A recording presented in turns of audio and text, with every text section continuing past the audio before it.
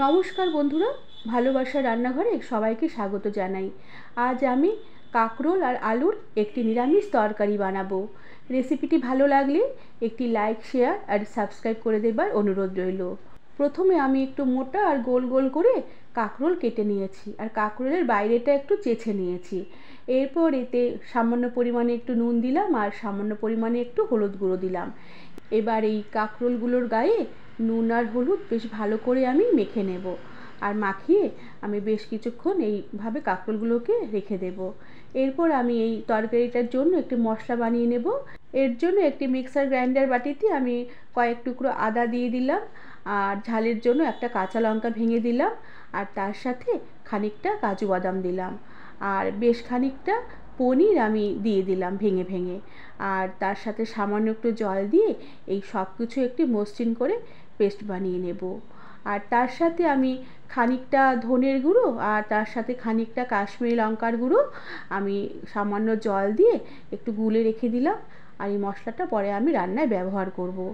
এরপর আমি গ্যাসে কড়া বসিয়ে দিলাম আর কড়াতে বেশ তেল ভালো করে গরম করে নিয়ে নুন হলুদ মাখানো কাঁকরোলের টুকরোগুলোকে তেলে দিয়ে দিলাম। এবার এই কাঁকরোলের টুকরোগুলোকে বেশ ভালো করে এপাশ ওপাশ করে নেড়ে চেড়ে ভেজে নেব। আর যখন লাল লাল হয়ে আসবে তখন কড়া থেকে উঠিয়ে রেখে দেব। আর কাঁকরোলের টুকরোগুলোকে এভাবে 2 থেকে 3 মিনিট নেড়ে চেড়ে নেওয়ার পরে বেশ সুন্দরভাবে লাল লাল করে ভাজা হয়ে এসেছে। এবার আমি এই কাঁকরোলগুলোকে কড়া থেকে উঠিয়ে রেখে দিলাম।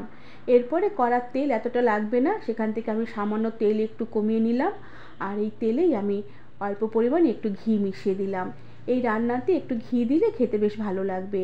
এরপর এই ঘি মেশানো তেল সামান্য গরম হয়ে আসলে আমি এতে খানিকটা গোটা জিরে ফোড়ন দিলাম আর তার সাথে থেতো করে রাখা এলাচ, দারচিনি আর গোলমরিচ ফোড়ন দিলাম। ফোড়নটাকে কিছুক্ষণ নেড়ে চেড়ে নেব। খুব সুন্দর ফোড়নের গন্ধ বেরোলে এবার জলে ভিজিয়ে রাখা ধনের গুঁড়ো আর কাশ্মীরি লঙ্কার গুঁড়ো দিয়ে দিলাম। আর তার সাথে মশলার বাটি ধোয়া সামান্য একটু জল দিলাম আর সাথে 1 চামচের মতন টমেটো কেচাপ দিয়ে দিলাম। এবার এই মশলাটাকে আমি কিছুক্ষণ নেড়ে চেড়ে একটু কষিয়ে নেব। আর মশলা কিছুক্ষণ কষিয়ে নেবার পরে আমি যে পনিরের সাথে একটা মশলা পেস্ট করে রেখেছিলাম সেই মশলাটা দিয়ে দিলাম।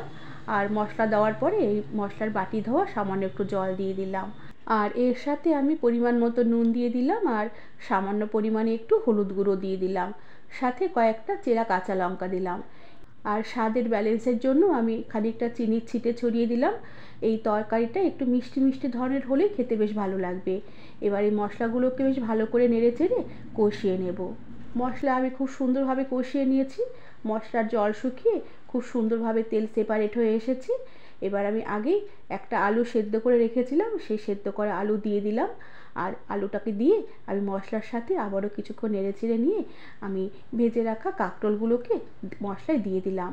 এবার আলু আর কাঁকরোল মশলার সাথে আবারও বেশ কিছুক্ষণ নেড়ে চেড়ে নিয়ে আমি ঝোলের জন্য সামান্য পরিমাণে গরম জল দিয়ে দিলাম। আর জল দিয়ে মশলার সাথে কাঁকরোল আলু বেশ ভালো করে নেড়ে চেড়ে মিশিয়ে নিয়ে ঝোল হাই ফ্লেমে কিছুক্ষণ ফুটিয়ে নেব।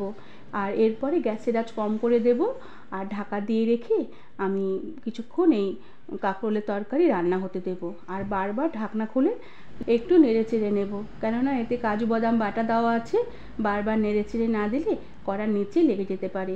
আর এভাবে কিছুক্ষণ ফুটিয়ে নিয়ে ঝোল ঘন হয়ে এলে গ্যাসের আঁচ বন্ধ করে দিলাম আর উপর থেকে শাহি গরম মশলার গুঁড়ো ছড়িয়ে দিলাম আর সামান্য একটু ঘি ছড়িয়ে দিলাম।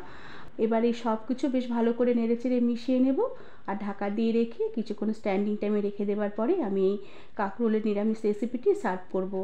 বন্ধুরা, এই কাঁকরোলের নিরামিষ রেসিপিটি তোমরা ভাত, রুটি বা পরোটা সব কিছুর সাথে খেতে অসাধারণ লাগবে। তোমরা নিরামিষ দিনে এটি ট্রাই করে দেখতে পারো, আশা করি তোমাদের ভালো লাগবে। আর ভালো লাগলে একটি সাবস্ক্রাইব করে দেবার অনুরোধ রইল। আজ তাহলে আসি, পরে আবার একটি নতুন রেসিপি নিয়ে দেখা হবে। ধন্যবাদ বন্ধু।